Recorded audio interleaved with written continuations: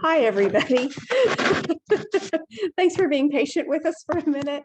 I'm Robin Miller. I'm with A&M Center on Disability and Development, and I am very happy to have Sabrina Thompson here from Partners Resource Network. She is going to share with you tips on the ARD process, the IEP process, and how to be a more active and more successful in navigating those meetings. So thanks so much for coming. Hello, everyone. My name is Sabrina Thompson, and I do work for Partners Resource Network PATH Project. We are a nonprofit agency that operates the parent and training centers. We are funded by the U.S. Department of Education, Special Education Services, and I want to welcome you today to my presentation, What is an IEP? But the first thing we have to do to get the process started for an IEP is an evaluation has to be requested. Even if the child has a suspected disability, an evaluation has to be done first. So a evaluation is either done by the parent, written notice to the principal or diagnostician, or it can be done by a teacher. So what is an IEP? IEP stands for Individualized Education Program. The IEP is a written legal document that describes the education plan for a student with a disability. Among other things, that your IEP talks about your disability, what skills you need to learn, what you'll do in school this year, what services your school will provide, where your learning will take place. So your IEP will have in it, if you're a student that has autism, ADHD, Down syndrome, that's a disability that the school will focus on. What skills you'll learn, the skills will be tailored to your specific disability. What you'll discuss how your schedule will look for the year. What services your school will provide. Will your child need special transportation, PT, OT, or speech? All those services will be discussed in the IEP meeting. And where will your learning take place? Education should be in the same, special education should take place in the same classroom as non-disabled peers, or depending on the severity of the disability, it can be a more restrictive area. What do students with disability, why do students with disabilities need an IEP? First, because it's the law. The Individuals with Disability Education Act, which is IDEA, requires each student with a disability who receives special education services to have an IEP. An IEP is an educational program written just for him or her, which means that each IEP must be specialized to fit the specific need of the child with the disability. Second, the IEP helps the school meet your special needs. It also helps you plan educational goals for yourself. That is why it's called an IEP, because it is an individualized education program. So the IEP creates an opportunity for the student and the staff involved, including family, teachers, and administrators, establish structure for the student, promote successful learning and help students master their goals, and it also measures the progress. What is the purpose of an IEP? The purpose of the IEP is to make sure that everyone, you, your family, and the school staff knows what your educational program will be this year. So every year, parents and professionals and the youth, if they're old enough to advocate for themselves, will come to the table and set goals. They'll measure previous progress and determine what the new year will look like. Where is the IEP developed? The IEP is developed during an ARD meeting. The people who are concerned with your education meet, discuss, and develop your IEP goals for next year.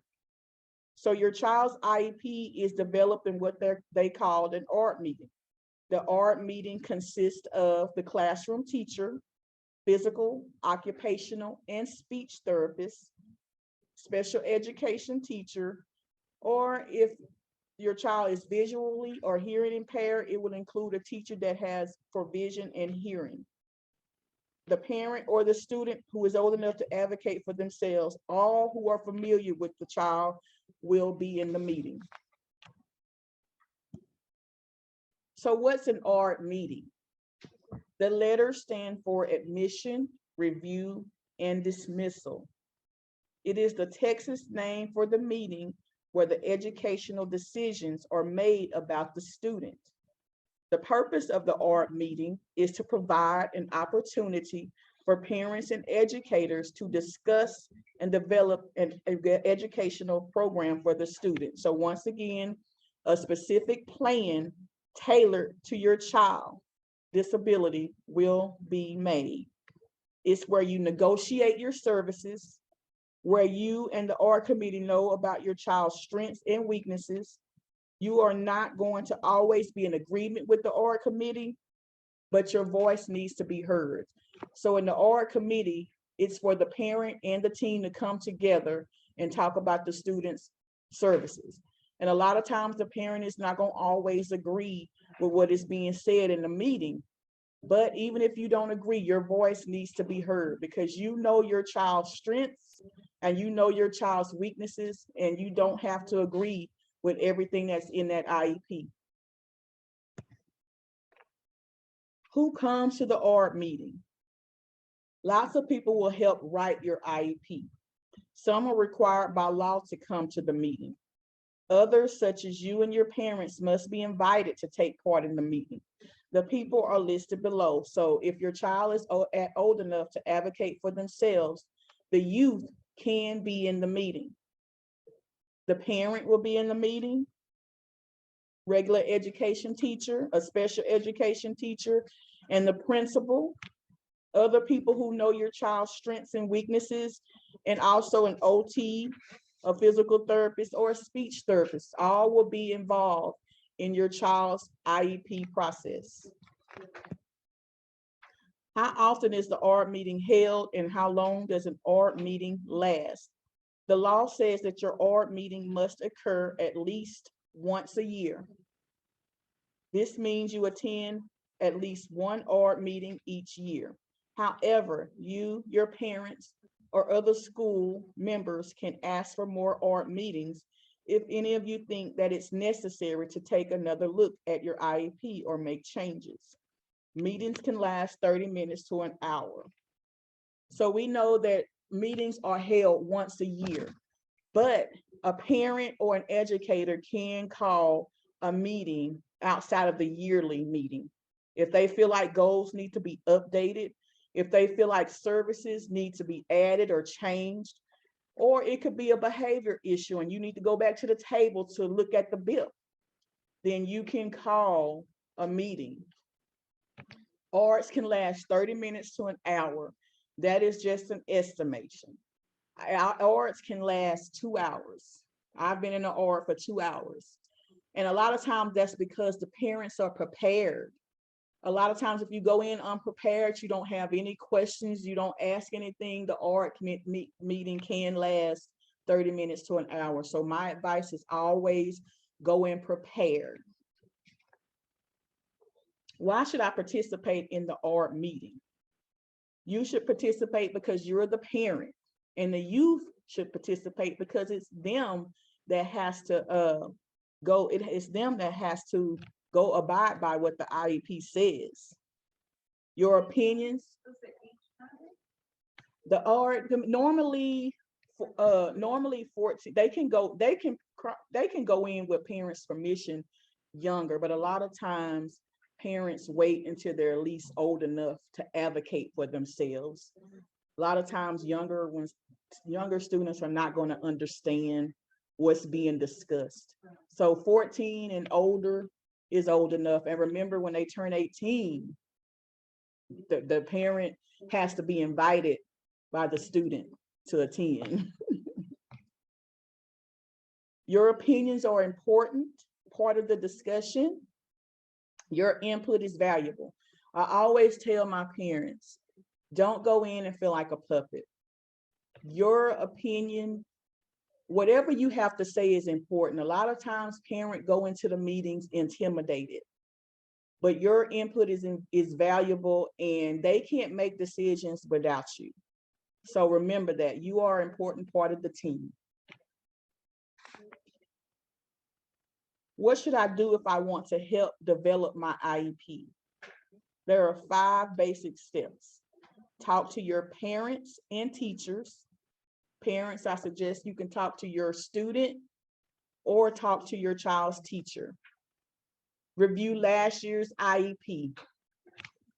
Number 1 thing I tell parents, always have last year's IEP in front of you, because that's how you're going to know what your child's progress is for you in order to make an informed decision for the upcoming year.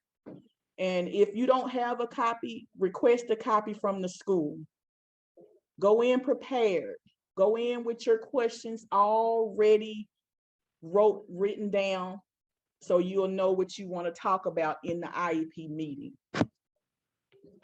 Think about your child's strengths and the needs of your child in school. You know your child better than anyone else.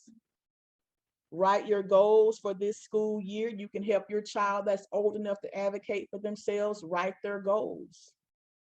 Practice what you're going to say. Always be ready, prepared, and practice what you want to say. What are the sections of the IEP? By law, your IEP must include certain information about you. This information is usually organized in sections listed in the next few slides. Your new IEP will contain these sections of information. Your present level of academic achievement. Let's see. I apologize, I haven't been turning the slides. I'm sorry. Your present levels of academic achievement and functional performance. In special education, that is known as the PLAFs. Your present levels of academic achievement and functional performance summarize the student's current level of functioning. It's how you evaluate a student's progress, and it's how your child's goals are written. So one thing you want to read in those IEPs are the PLAFs, so you'll know where your student is. Goals for the year, broken down into short-term objectives or benchmarks. IEP goals are specific details in your child's plan that describes what they should accomplish during the school year. The details are up to the team. Short-term objectives, a consideration for least restrictive environment. A least restrictive environment is a requirement in the federal law that students with disabilities receive their education to the maximum extent appropriate with non-disabled peers. So you have to be educated with your non-disabled peers, unless your disability is so severe that you have to be in a more restrictive classroom. Modifications and accommodations, things you will need when you are taking tests or assignments if the material is too difficult for you. So depending on what the child's disability is, some assignments may have to be modified. That means a change of assignment or a test, which means the teachers can shorten assignments or they can modify the test. Accommodations is where they give you sometime extra copies of the notes, book on the tape, or they can read the test to you. That's another thing I always recommend. Make sure your student has some good modifications and accommodations written in their IEP. When you know your student, if you know they need these things, make sure they're inputted in the IEP. When and where the school will start providing services to you, how often the services will be provided, and how long the services are expected to last. So your IEP gives you knowledge of the above services. What special education and related services the school will provide. And related services are special transportation, therapies like OT, speech, physical therapies. Those are your related services. Transition services you'll need to get ready for life after finishing high school. So transition services start when your child turns 14 and they're getting ready to head to the 9th grade. That's when they will start your transition services. Process of getting involved in the IEP. Ask to see the IEP. Once again, ask to see the IEP before you go into a meeting. If this is your first meeting, ask to see the draft copy. Do not go into a meeting with just a pen and a paper. I used to go with just a pen and a paper because I didn't know. And they knew I didn't know, but they didn't make it any easier on me. So go prepared. Go through and see if your goals, interests, and accommodations still fit your needs. So students who are advocating for themselves and parents who are advocating for their child, go through the IEP. Make sure it's tailored to your child's specific need. Meet with the teacher to go over things, change goals, and update things. Your child's teachers is a lot of time that write a lot of the IEP. So make sure you're talking with that child's teacher. Provide teachers with career interest questionnaires for those advocating for themselves. That is a questionnaire that has your interests and things that you want to do post high school. So make sure your student are filling out those questionnaires when they're getting ready to transition. Write your script and practice what you will say during the meeting. Always be prepared. Ask questions, especially if there are some of you that don't understand what they're saying. You can stop them and say, explain it to me. You can ask the committee to explain what they're saying to you, because they don't speak in our terms. They speak in legal terms. And a lot of legal terms we don't understand. So it's okay to ask to explain.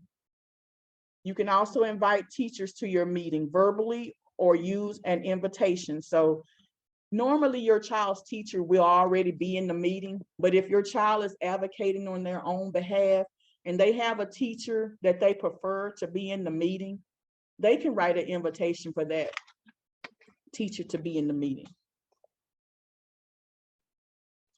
The next slide is just an example of an invitation. If you would like to write an invitation, this is just a small sample of what you could write.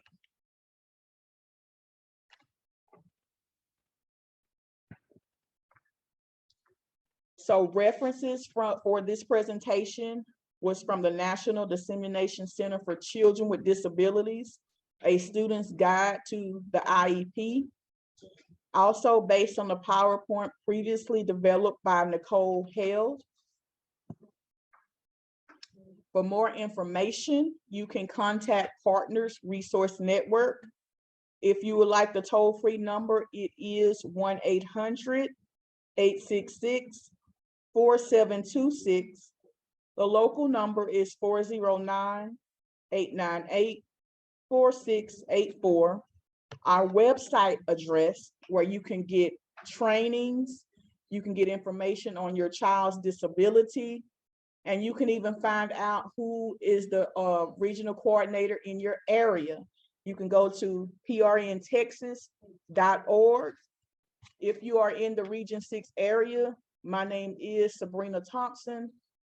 My email address is region6prn@gmail.com.